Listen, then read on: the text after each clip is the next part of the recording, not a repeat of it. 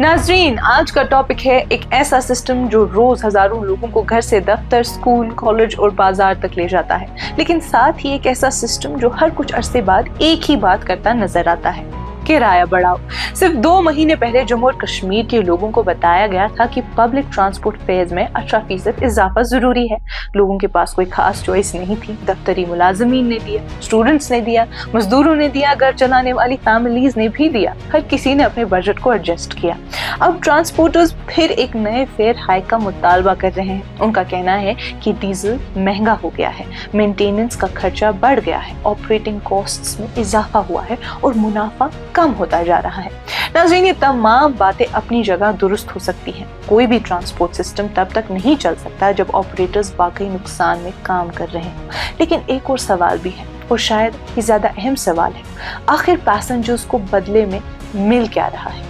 क्योंकि जम्मू और कश्मीर में ट्रांसपोर्ट की हर बहस ट्रांसपोर्टर्स के मसाइल से शुरू होती है और फेयर हाइक पर ख़त्म होती है, लेकिन सर्विस की क्वालिटी पर बात बहुत कम होती है, अकाउंटेबिलिटी पर बात उससे भी कम, और पैसेंजर्स के एक्सपीरियंस पर तो लगभग कभी बात ही नहीं होती। सच का सामना करते हैं, कश्मीर का पब्लिक ट्रांसपोर्ट सिस्टम शायद मुल्क के सबसे स्लो ट्रांसपोर्ट सिस्टम्स में से एक है।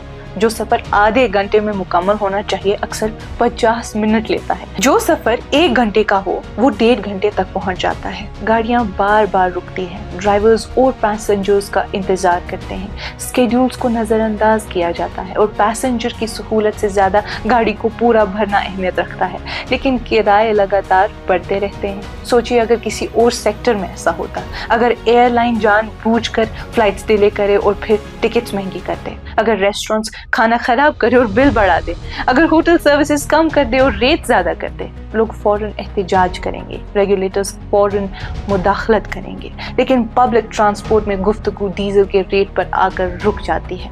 सर्विस की क्वालिटी का हिसाब कोई नहीं मांगता। एक और दिलचस्प मिसाल भी है, पब्लिक ट्रांसपोर्ट गाड़ियों के स्पीडोमीटर्स। कई सालों से मुसाफिर देख रहे हैं कि बहुत सी गाड़ियों में स्पीडोमीटर्स काम ही नहीं करते।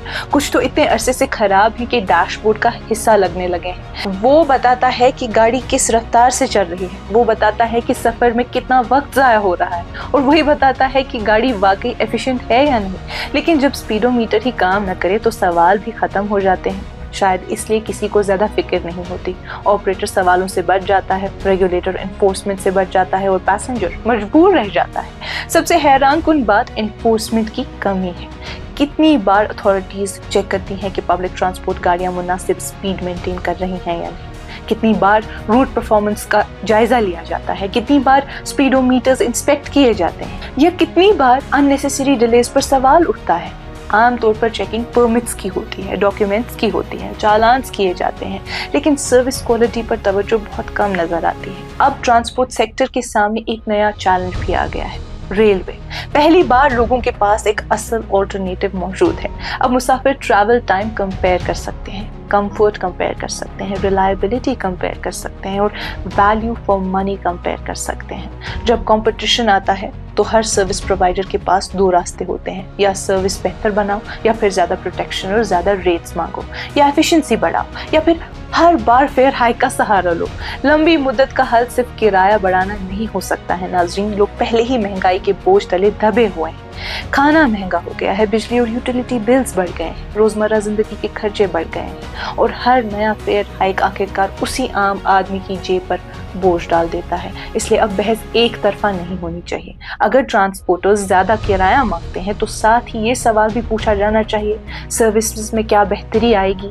सफर का वक्त कम होगा, स्केड्यूल्स फॉलो होंगी, गाड़ियां मॉडर्न होंगी, स्पीडोमीटर्स काम करेंगे, या पैसेंजर्स के हुकूक का तहफ़्फ़ुज़ होगा, अकाउंटेबिलिटी बढ़ेगी? क्योंकि पब्लिक ट्रांसपोर्ट सिर्फ एक बिजनेस नहीं, ये एक पब्लिक सर्विस भी है। और यहाँ पब्लिक लफ्ज़ बहुत अहम है। इसका मतलब है कि पैसेंजर सिर्फ रेवेन्यू का जरिया नहीं, पैसेंजर ही पूरे सिस्टम की वजह वजूद है। और जब तक ये बुनियादी उसूल बहस का मरकज नहीं बनता, फेयर हाइक्स लोगों में नाराजगी पैदा करती रहेंगी। इसलिए नहीं कि लोग इकोनॉमिक्स नहीं समझते, बल्कि इसलिए कि वो एक और अहम बात समझते हैं। अगर हर स्टेक होल्डर अपना हिस्सा बढ़ाने की बात कर रहा है तो किसी को ये भी पूछना होगा कि सर्विस वाकई बेहतर हुई है या नहीं। और अगर आज ये सवाल कश्मीर के मुसाफिरों से पूछा जाए तो बहुत से लोग शायद सिर्फ एक लफ्ज में जवाब देंगे, नहीं। فی الحال اس بات پہ غور ضرور کیجیے گا. آج کی اس کشمیر رپورٹ میں بس اتنا ہی. باقی مزید معلومات کے لیے آپ بنے رہیے کشمیر لائف کے ساتھ. خیبر سیمنٹ دل سے بناؤ.